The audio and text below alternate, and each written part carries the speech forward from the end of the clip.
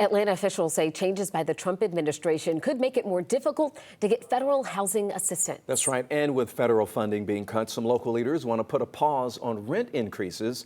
But as 11 Alive's Joe Ripley reports, that could create even new challenges.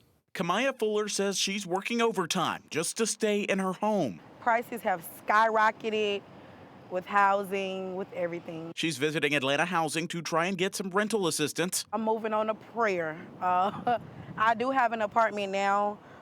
They just went up on the rent again, so I'm currently at $13.80. But with federal cuts potentially looming, the Atlanta Housing Authorities decided to freeze rental rate hikes for any contract renewals after July 1st. Atlanta Housing receives 95% of its more than $450 million budget from the Department of Housing and Urban Development.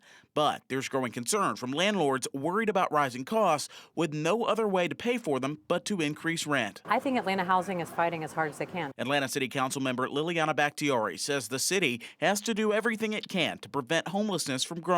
But I do believe Atlanta is resilient enough and we have a strong enough philanthropic community and local community to come up with some solutions. But people will fall between the cracks and they will be punished for their poverty.